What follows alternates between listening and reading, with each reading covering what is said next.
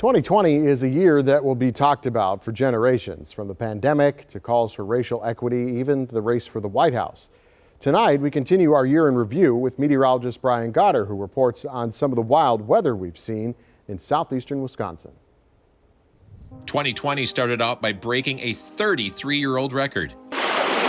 On January 12th, Lake Michigan levels reached 582 feet, the highest it's been since 1986 and 6 feet higher than the record lows in 2013. That same week, a winter storm blew 60-mile-per-hour winds, causing beach and bluff erosion and leaving homes hanging off cliffs.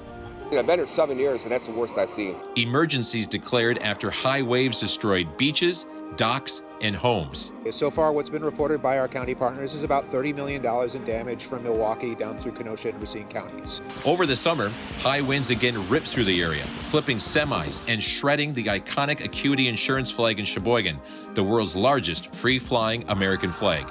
And just a week later, the tropics met Wisconsin.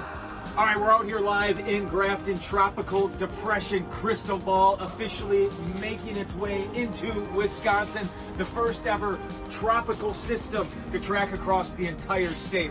Cristobal knocked out power in southeastern Wisconsin and dropped a good amount of rain. In July, a close call when winds snapped a tree in front of this home in Janesville. That same storm produced a big lightning show, leaving thousands in the dark. This bolt caught on camera as it hit the U.S. Bank building in downtown Milwaukee. And in Caledonia, people left cleaning up the damage. I've been here 43 years. No, I've never had anything like this. Later that month, we turned up the heat. Triple-digit temps had people headed for the water, but beaches were closed because of high bacteria levels following those early July storms.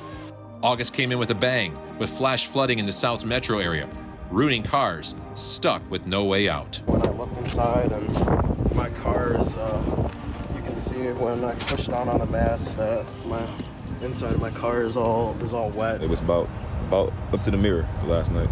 After 2 active tornado seasons in Wisconsin, this year was quiet and produced just 20 weak twisters, below the average of 23.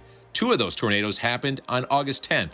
A storm crossed the state line into Walworth County, dropping an EF0 tornado near Lake Geneva and an EF1 near Camp Lake in Kenosha.